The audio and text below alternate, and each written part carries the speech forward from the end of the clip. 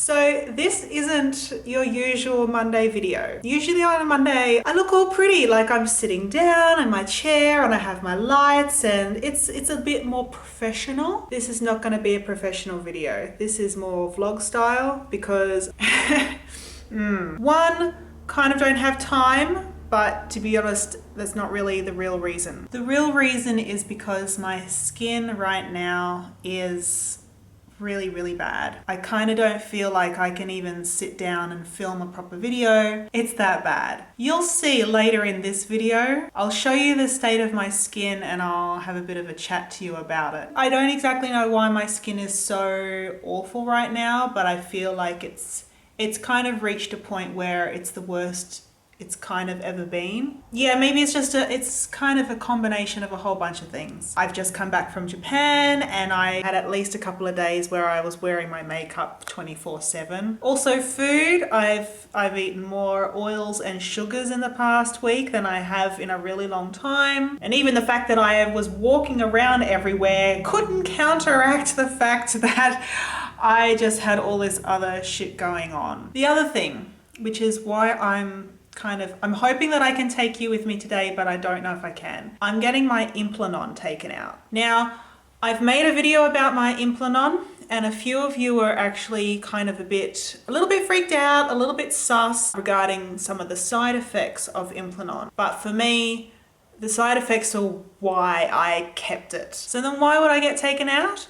Well, they last for 3 years and we are very much at that 3-year mark. In fact, we're just over the 3-year mark. Possibly also why this is freaking out right now. I am a little bit down about it just because it is so bad. Plus, like, I've been tired since getting back. I think I got a bit sick as well. And my ankle, thankfully my ankle is a lot better. Like, the antibiotics that I've been taking for it have really helped. But you know, when it rains, it pours. That's my thing. When it rains, it pours. It's pouring right now.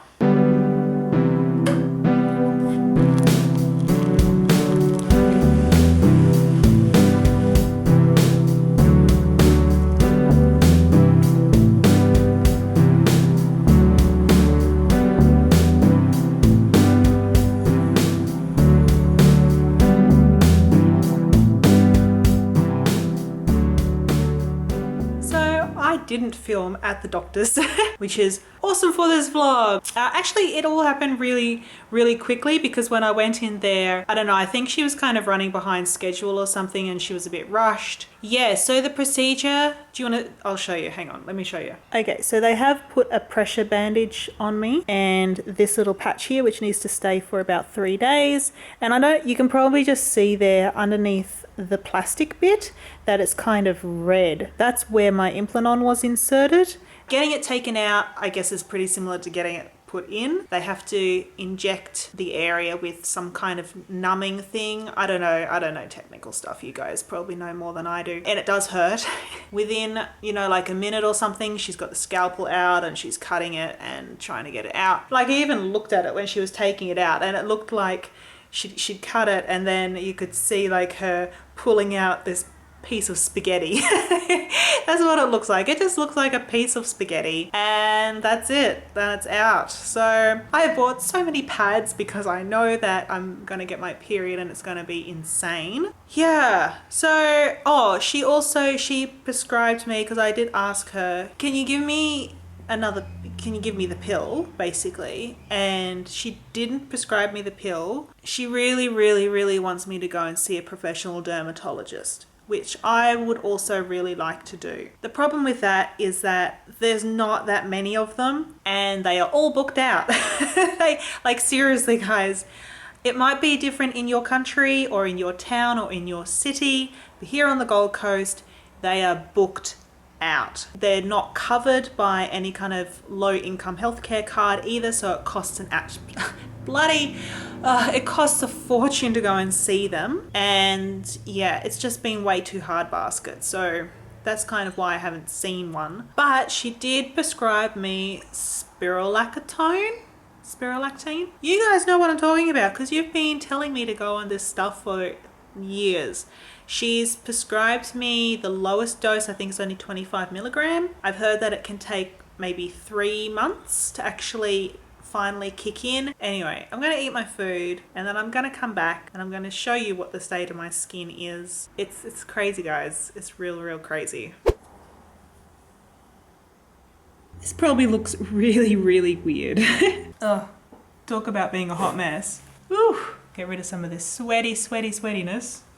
So what am I actually doing here? I'm trying to steam my face. It will just kind of help to open up my pores, really clear out my pores, because I think that while I was away, I know that wearing makeup how I was, in the conditions that I was in, just clogged me up majorly. And you can probably even see that. Like, I have never had so many whiteheads. Like, I get aggro acne. It's just red, right? And this time I had whiteheads. It was chronic. I'm trying not to pick it because I know that picking is really bad. This lighting is probably all kinds of awful as well. So this is just a bowl of boiling water. Like, I just boil the kettle, put the water in there, and I put salt, any kind of sea salt, and a bit of tea tree oil as well. And then I just put my head over it, not in it, just over it, with the towel around my face. And I stay like that for like 15, 20 minutes, whatever. I listen to a podcast and tune out for a while. It's kind of relaxing. It's still a little bit warm, but I do pat the warm water on my face because of that salt and the tea tree oil. Yeah, so you can probably see how bad it is, and it is pretty unusual. So while I've got you here, I need to have a little bit of a rant. And I know that this video is pretty long already, and it's just like a long talking head video, which I kind of get a bit bored of them. And my apologies that this is such a shitty video. I am sorry, but I am just not in the mood. Do you know what I mean? Just not in the mood for doing some fancy schmancy video for you. Now, my rant. Are you ready for my rant? As a long-term acne sufferer, I've heard just about everything that you can possibly think of in regards to what I can do for my skin, how I can fix my skin. A lot of you guys are really helpful, and you do offer me great suggestions and good advice, and it comes from a really good place, and I acknowledge that. I also want to acknowledge that I think that a lot of my audience are not English speakers. Like, English is not your first language. Because I know that I've got a lot of people who watch me from like India, Pakistan, from Saudi Arabia, from the Philippines. So I acknowledge that sometimes there's a bit of a language barrier. Having said that, I want to press upon you the importance of words and how you phrase your words. Because while I think that